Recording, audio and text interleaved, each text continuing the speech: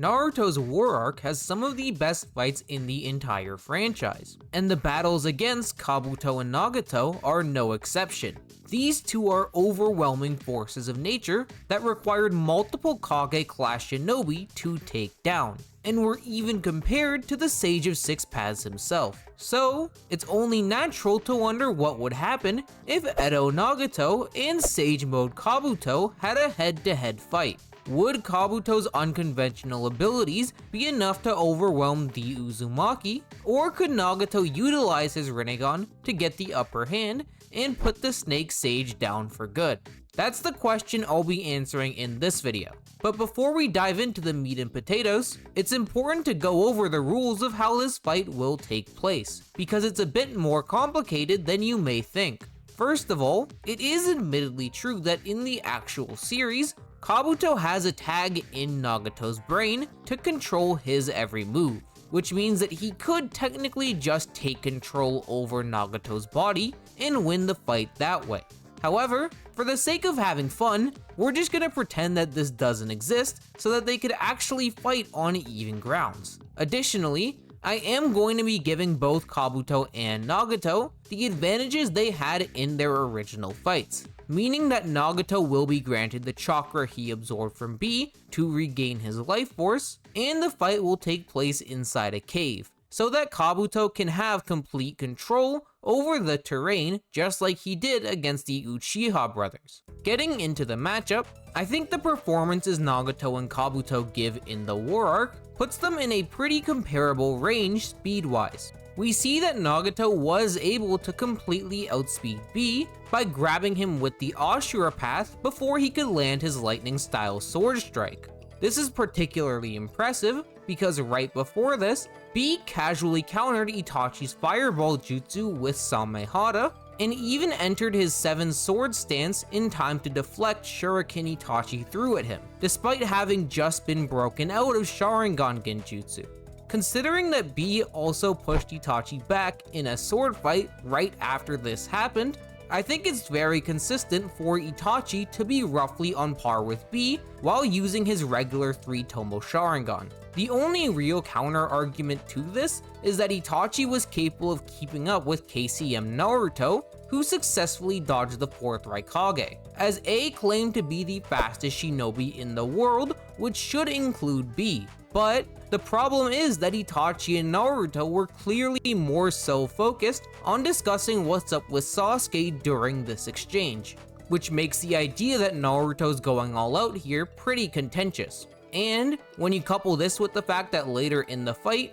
Naruto was shown to be capable of swinging his arm on par with Itachi's Susanoo in order to throw a Rasen Shuriken, he should be concretely faster than Itachi himself, because the Susanoo is implied to be quicker than the user by Obito. So, since Itachi doesn't actually scale to KCM1 Naruto in speed, there are no issues with B being relative to him, which means that Nagato outpacing B would make him faster than Itachi, excluding the Mangekyo. This is particularly relevant because we see that Kabuto was able to move on par with MS Itachi, with them clashing and then jumping back at equal speeds. Obviously, Kabuto pulling this off should make him somewhat quicker than 3-Tomo Itachi, just like Nagato is, but who's faster between the two of them would depend on how much you think the Mangekyo amplifies speed in comparison to the regular Sharingan. I know the Sharingan boosting physical speed at all is considered to be a pretty hot take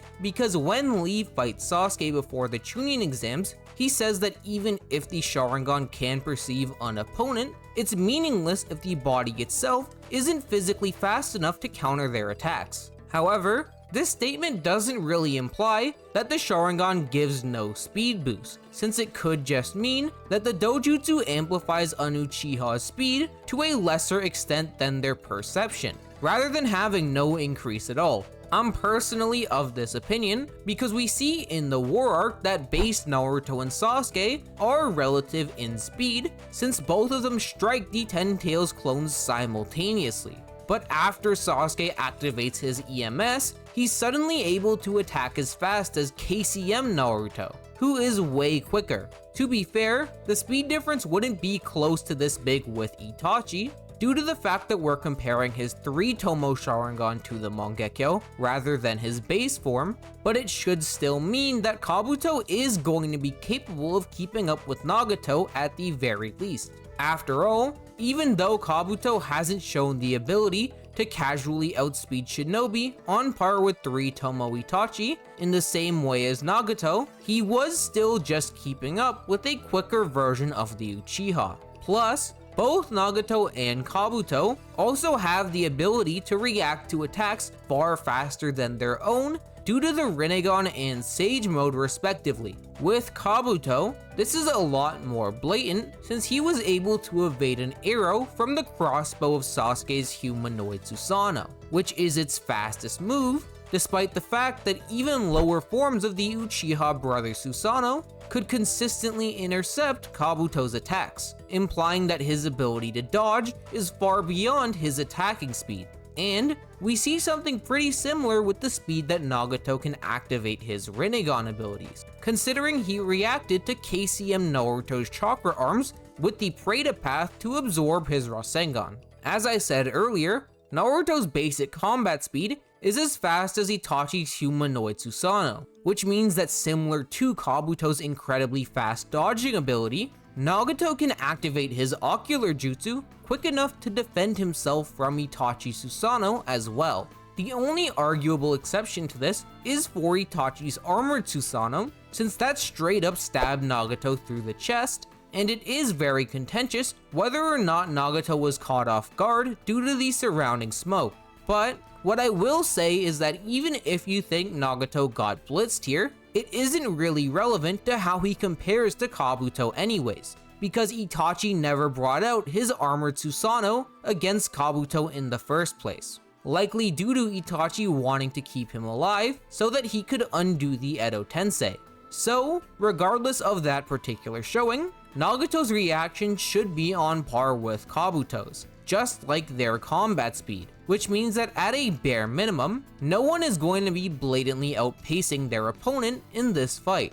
However, when you start to compare them in terms of raw power, this is where Nagato has a pretty clear edge, since he was able to manhandle both Bee and Naruto at the same time. Whereas whenever Kabuto got the upper hand against the Uchiha brothers, it was more so due to his unorthodox arsenal rather than how hard he hits. In fact, the only time where Kabuto directly overpowered one of their ninjutsu is when he used the Great Waterfall Jutsu to counter Sasuke's Fireball, and even that can at least be partially chalked up to an elemental advantage. Although, I will say that despite Nagato having a pretty clear power advantage, it doesn't matter as much as you might think, because most of Kabuto's ninjutsu work no matter how much raw power his opponent has. And speaking of Kabuto's jutsu, I think this is the perfect time to start breaking down how Nagato's abilities compare to his,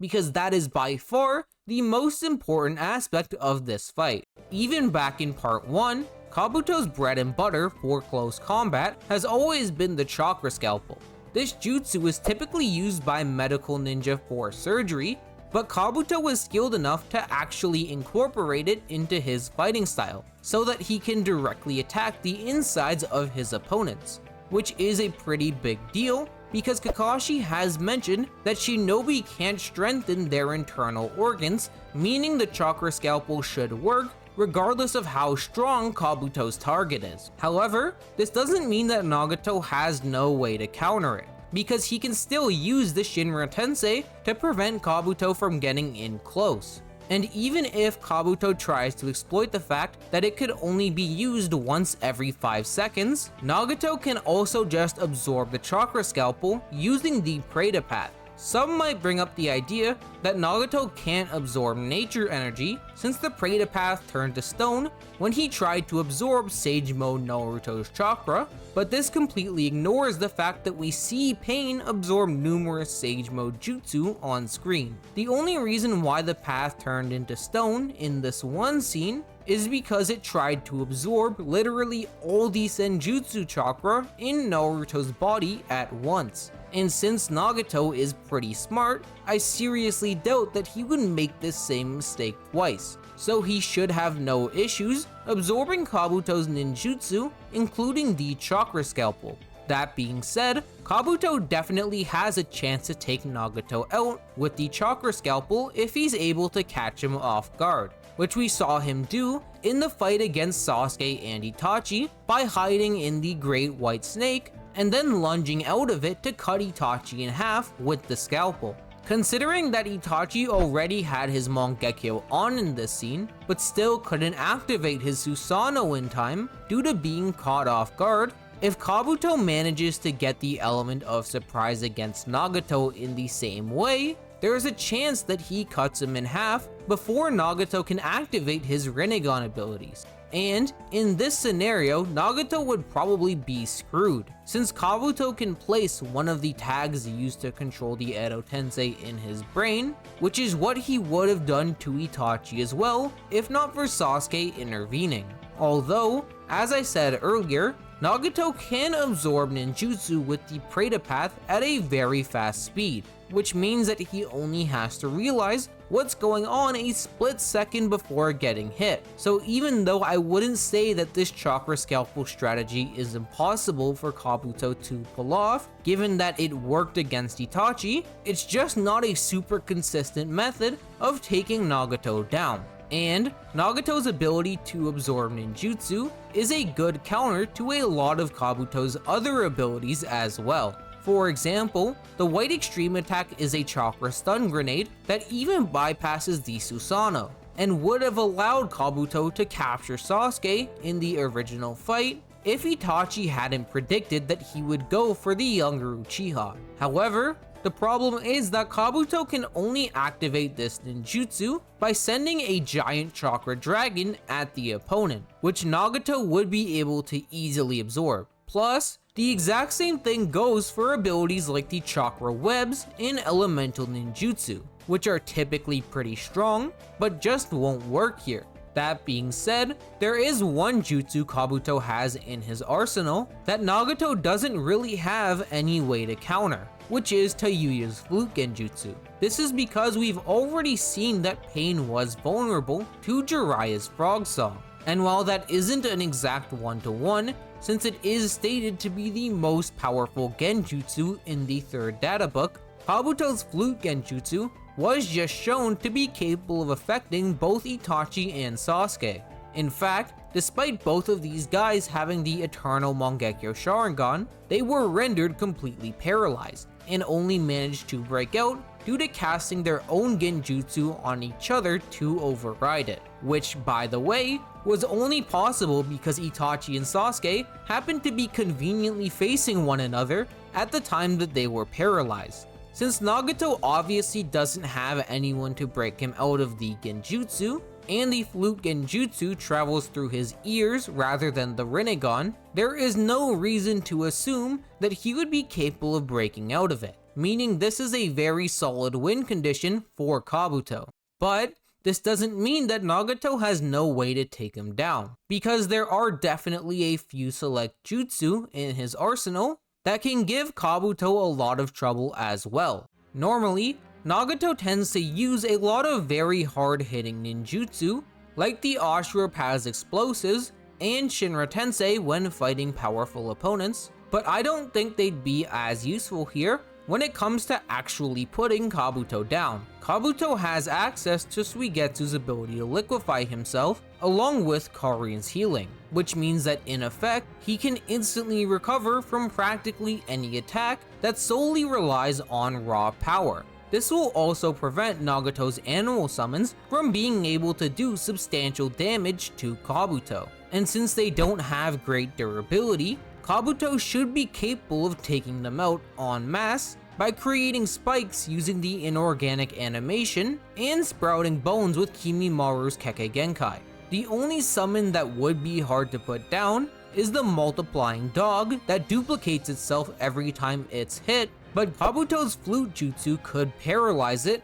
even if he can't destroy the dog directly. Getting into Nagato's ninjutsu that can work, a method he could use to take Kabuto out is extracting his soul with the human path. One of the most annoying parts about fighting Kabuto is his regeneration, which is why the ability to straight up rip out his soul is very useful. And considering B says that Nagato's soul extraction is akin to a chakra tug-of-war, he should have no trouble pulling it off against Kabuto, since as I said earlier, Kabuto isn't really the type of character that has a lot of raw power. The only major issue with this win condition would be actually grabbing Kabuto in the first place, because he obviously knows of the human path due to using it when he was controlling Nagato. And Kabuto also has the ability to divide his body into multiple snakes, which even the Mangekyo Sharingan can't tell apart.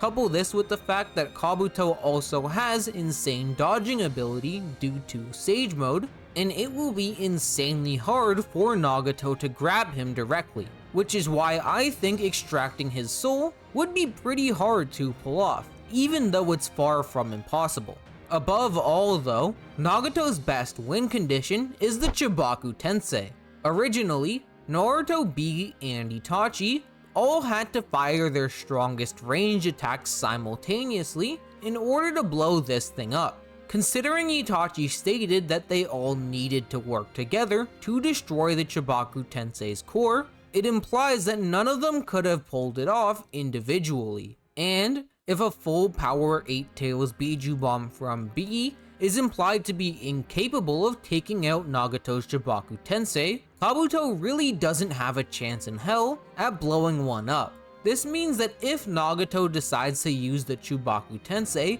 at any point in the battle, Kabuto would definitely get sealed and his own cave would collapse in on itself. So, since both of these guys can essentially fight endlessly, due to Nagato being an Edo Tensei and Kabuto passively taking in nature energy even while moving, the fight essentially comes down to who you think would use their best win condition first. After all, Nagato has no answers to the flute genjutsu, and Kabuto would be equally screwed if the Chibaku Tensei ever comes out, as opposed to their less likely methods of winning, which are much harder to execute. For this reason, I would actually lean a bit more towards Kabuto in this matchup, because Nagato tends to treat the Chibaku Tensei a lot more like a last resort, as opposed to the flute genjutsu, which Kabuto seems to be much more ready to use right away if he thinks he'll need it. I definitely wouldn't fault anyone for thinking Nagato wins though, since this matchup is very close, and if you're of the opinion that his other methods of winning are more likely than I give them credit for, then it makes perfect sense why the scales may tip in his favor. But ultimately, I think this is just one of those scenarios where despite Nagato being the overall superior combatant, Kabuto's arsenal is just a bad matchup for him, which is why with extreme difficulty, the Snake Sage should win more times than not. Thanks for watching. If you want to watch another video by me, make sure to check out this one, where I talk about Tobirama versus Kisame. Otherwise, I'll see you guys next time. Later!